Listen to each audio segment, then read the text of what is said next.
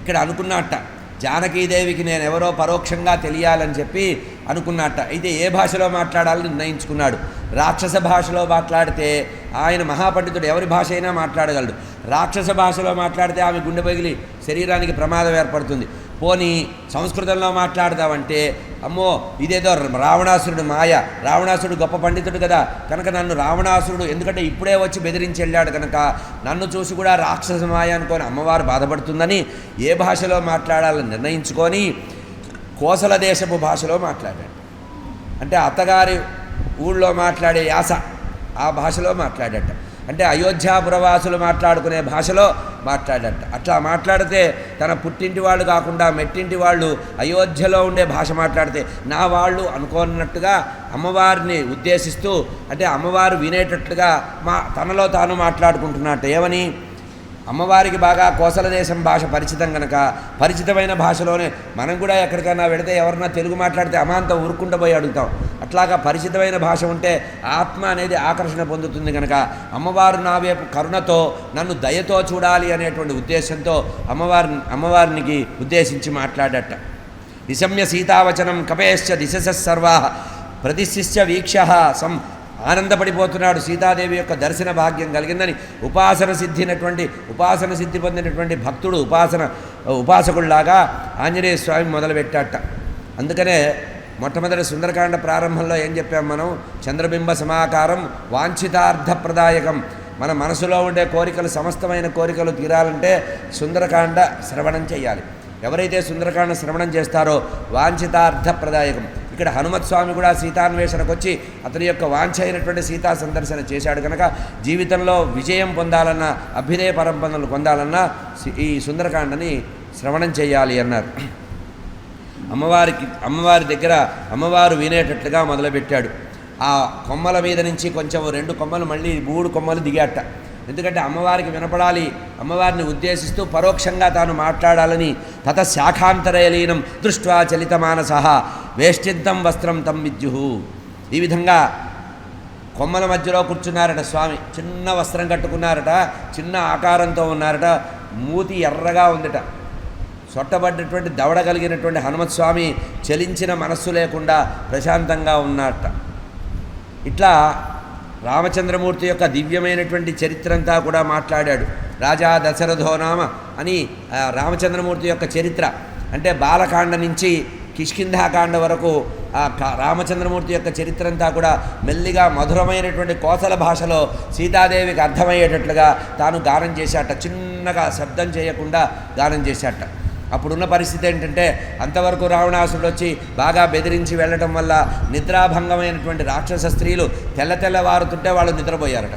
ఇది యోగమాయా ప్రభావం వల్ల అక్కడుండే రాక్షస స్త్రీలు అంతవరకు హడాడు చేసిన వాళ్ళు కాస్త హాయిగా ఒళ్ళు తెలియకుండా నిద్రపోతున్నారట. ఈ చెట్టు మీద కూర్చున్న హనుమత్స్వామి మెల్లిగా పాడుతున్నాడు, గానం చేస్తున్నాడు. అంటే దశరథ మహారాజు కోసల సామ్రాజ్యాన్ని పరిపాలించేటువంటి సూర్యవంశ చక్రవర్తి అయిన దశరథ మహారాజు, ఆయనకి 3 భార్యలు కౌసల్య, సుమిత్ర, కైకేయి.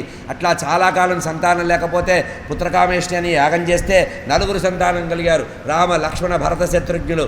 ఆ తర్వాత అనేకమైన విషయాలు చెప్తూ సీతాదేవి బంగారు తల్లి అయినటువంటి సీతామహాలక్ష్మిని వివాహం చేసుకున్నాడు, శివధనుర్భంగం చేశాడు. ఆ తర్వాత పితృవాక్య పరిపాలన కోసం కైకేయి వరాల ప్రకారం రామచంద్రమూర్తి అరణ్యవాసంతో సీతా లక్ష్మణ సమేతంగా అరణ్యవాసం వచ్చాడు. ఆ తర్వాత దుర్మార్గుడైనటువంటి రావణాసుడు సీతాదేవిని అపహరించాడు. ఆ తర్వాత సుగ్రీవుడితో స్నేహం చేశాడు. ఆ సుగ్రీవుడికి స్నేహం చేసినటువంటి వాడు హనుమంతుడు.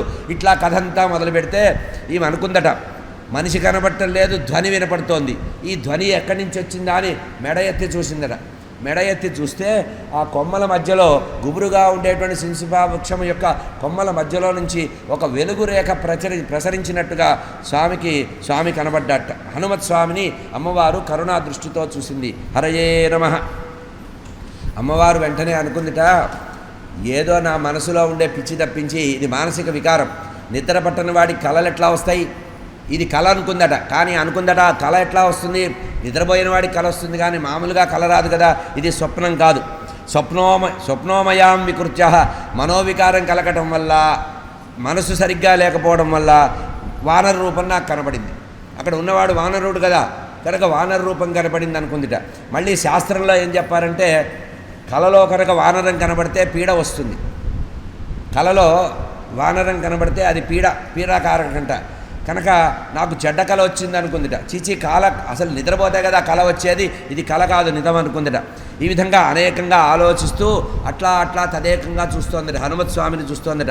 అప్పుడు హనుమత్ స్వామి అనుకున్నట్ట, నా అదృష్టం కదా, అమ్మవారు ఇప్పుడు నన్ను చూసేటువంటి అదృష్టం కలిగింది. నేను అమ్మవారిని చాలా దీర్ఘకాలం అంటే కొద్ది సమయం ముందు చూసినప్పటికి కూడా అమ్మవారు కనబడిందని వెంటనే అక్కడి నుంచి 2 చేతులు ఇట్లా కట్టుకొని దాసాంజనేయుడు అంటారు. ఈ సుందరకాండలో హనుమత్ స్వామి యొక్క రూపాలు మనకు అనేక రూపాలు కనబడతాయి. మొట్టమొదటగా సముద్రాన్ని లంఘించే సమయంలో ఆ సమయంలో వీరాంజనేయుడు అన్నారు. ఆ తర్వాత దాసాంజనేయుడు. ఇక్కడ దాసాంజనేయుడు అంటే చేతులు కట్టుకున్నటువంటి హనుమత్ స్వామి. మనకు ఎక్కువగా హనుమత్ స్వామి యొక్క రూపాలు ఇట్లాగే కనబడతాయి. అంటే సీతాదేవి ఎదురుగా ఉండేటువంటి హనుమత్ స్వామి దాసాంజనేయుడుగా ఉంటాడు. ఇంకా బాగా ఆలోచించాలంటే మనకి విగ్రహం దగ్గర సీతారాముల లక్ష్మణుల దగ్గర ఉండేటప్పుడు హనుమత్ స్వామి ఒక కాలుని మడిచి ఒక కాలుని నిలబెట్టి ఇట్లా దాసుడుగా ఉంటాడే, ఆ రూపంలో హనుమత్ స్వామి సీతాదేవి కనబడ్డట, దాసాంజనేయమూర్తి. ఇక్కడ సుందరకాండలో మనకి హనుమంతుడి యొక్క వివిధమైనటువంటి భిన్న రూపాలు కనబడతాయి. 1 దాసాంజనేయుడు, 2 ప్రసన్నాంజనేయుడు, 3 వీరాంజనేయుడు, 4 భక్తాంజనేయుడు, ఆ తర్వాత ఉగ్రాంజనేయుడు. ఇట్లా ఈ రూపాల్లో స్వామిని మనం ఆరాధించాలి. ఆయా రూపాలు ఆయా భక్తుల్ని తరింపజేయడానికి ఉపయోగపడతాయి. ఏమిటది? దాసాంజనేయ, ప్రసన్నాంజనేయ, వీరాంజనేయ, భక్తాంజనేయ, ఉగ్రాంజనేయ. ఇట్లా భక్తుల్ని అనుగ్రహించేటప్పుడు పరమాత్మ ఆ ఆంజనేయ స్వామి ప్రసన్నాంజనేయుడుగా ఉంటాట. అందుకనే మనం దండకం చదువుతాం కదా, శ్రీ ఆంజనేయం ప్రసన్నాంజనేయం అని. అట్లా ప్రసన్నాంజనేయ స్వరూపం మనం భావించాలట. ఇక వీరాంజనేయుడు ఎప్పుడంటే యుద్ధం జరిగే సమయంలో లక్ష్మణస్వామి ఇంద్రజిత్తు వేసినటువంటి అస్త్రంతో మూర్ఛపడిపోతే అప్పుడు ఆ హిమవత్ పర్వతానికి వెళ్ళి అక్కడ సంజీవని పర్వతాన్ని తేవడానికి వెళ్ళాడే, చేతిలో సంజీవని పర్వతం ఉన్నటువంటి హనుమత్ స్వామిని వీరాంజనేయుడు అని పిలుస్తారట. అట్లా ఉగ్రాంజనేయుడు ఎవరంటే ఆ రాక్షసులు వచ్చి అశోకవనంలో రాక్షసులందరూ వస్తే ఇంద్రజిత్తు మొదలైన వాళ్ళతో యుద్ధం చేశాడే, ఆ యుద్ధం చేసిన వారు. ఆ తర్వాత లంకలో రామచంద్రమూర్తి రావణాసుడితో చేసే యుద్ధంలో హనుమత్ స్వామి చాలామంది రాక్షసుల్ని సంహరించారే, అటువంటిది ఉగ్రాంజనేయుడు అన్నారు. అటువంటి ఉగ్రాంజనేయుడు ద్రోణపర్వతం దగ్గర తెచ్చేటువంటిది వీరాంజనేయ స్వామిట.